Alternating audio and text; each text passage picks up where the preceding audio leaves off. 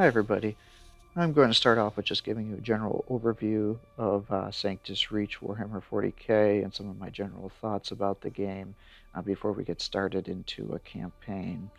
So, what you need to know about Sanctus Reach is a turn-based strategy game. It was created by Slytherin. Currently has an expansion pack or DLC called The Legacy of the Weird Boy, and they state that they're going to release another expansion soon called The Sons of Cadia. Now, the basic premise of this game is there's a planet in the universe that is under siege by the orcs, which are the green monsters on the screen. You'll be playing as the Space Wolves, which are the soldiers in the bluish gray armor. What you need to know about them is that they're these super soldiers in the future, technologically advanced. They spend all day preparing for battles. That's really what they focus on. They have some savage behaviors that make them more animalistic. In fact, in the lore with Warhammer 40k, they can become so corrupted and transform into almost a wolf-like beast called the Wolfen. Now, you won't have those units in this game, but if you hear them howling like wolves and riding wolves, that's kind of the backstory there, and some of their lore has to do with more of a Norse mythology. You'll be fighting the orcs, as mentioned prior, and they're the monsters that you see on the screen here.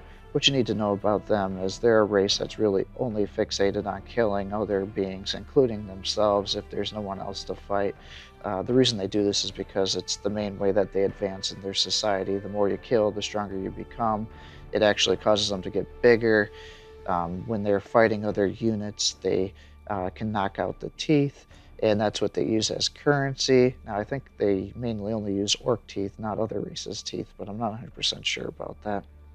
And they obtain weaponry by pillaging, looting, and then customizing it into their own equipment. So the Sanctus Reach game itself, the core game here, when you buy it, will give you three options here. The first one is a basic tutorial. The second thing is the first campaign, Stormclaw. It's a shorter campaign, goes over some of the basics. You don't get all of the units, but it's a good starting case. And then the more advanced complete campaign is the Hour of the Wolf. It's more inclusive, all units are included. It's definitely longer, has a little bit better story. And if you buy the expansion pack Legacy of the Weird Boy, you'll get this third option down here for a third campaign.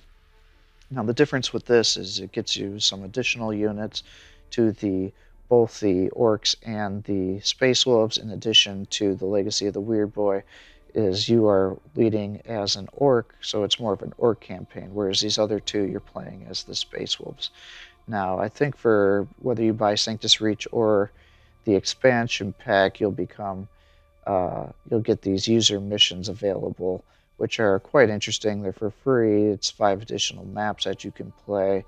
Unfortunately, if you play on the hardest difficulty, which is what I like to do because I find it to be a little more challenging, is this campaign here, Ripa's Ruse. It's a broken campaign because the AI is not smart enough not to have their units come into an area where they can't move. So what I'm finding when I've tried to play this mission a couple of times is the enemies are either spawning off of the map or they're spawning into areas of the map where I can't kill them. So that's quite frustrating. This sometimes happens in the regular campaign as well. The units will spawn in and they're in an area where they can't move, so they're sitting there like stuck on a hill or something. So it's kind of wastes a little bit of experience and some of the challenge there. One thing that's also bad about this game, in my opinion, is the online multiplayer, I think, is not done in an efficient manner. I think that the reason they did it the way they have it set up is there's not a lot of users playing on the online, and this way they were guaranteed to be able to play a game. Pretty much how it works is you log into an account, you get to a main area where everybody has the games placed. You select what game you want to play, if you want to play the orcs or the space wolves, and you get X amount of points to pick your units, and we'll go more about this when we actually play the game so you can see how that works.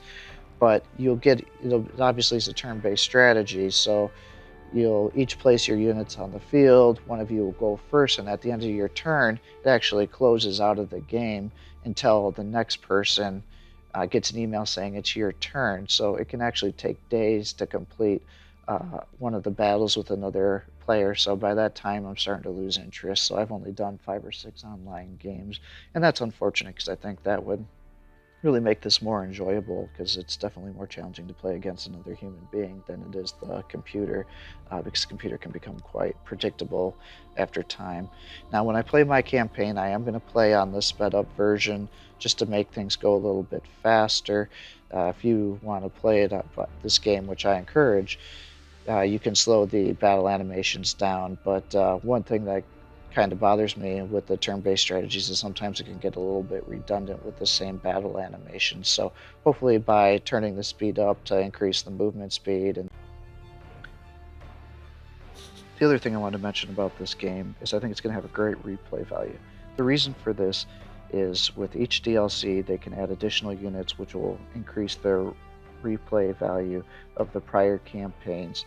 For example, when the Weird Boy expansion came out, it added the additionally 4 additional units to the races, and it changed the different difficulty levels, and it's really changed the whole gameplay experience since when I first bought the game and played it through. So that was very enjoyable.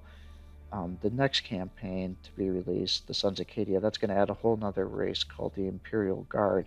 And what those are is just the basic military of the humans. The Space Wolves are quite rare. They're super soldiers. You could go your entire life as a regular human in the Imperium and never even see one of these. You think it's just some kind of legend, but they actually exist. Whereas Imperium, man, there's just billions and billions of these soldiers, and they're really almost like cannon fodder, just to stop the waves and protect the holdings of the Imperium.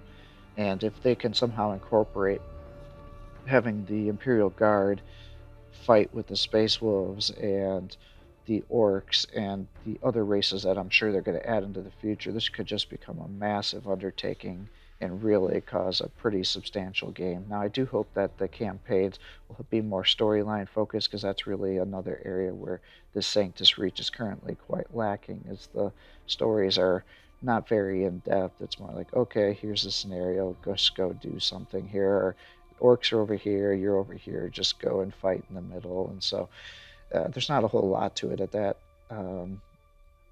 Not a whole lot to it, but that's not a bad thing, because that allows a lot of the general public get into the kind of Warhammer 40k. Because if you really got too focused on the details, you could really get bogged down and get lost, since it has so much lore to it. So I guess it's a pro and a con, but I really do wish they'd bulk up the story a little bit. But now we'll truly get started on our campaign, the Stormclaw here.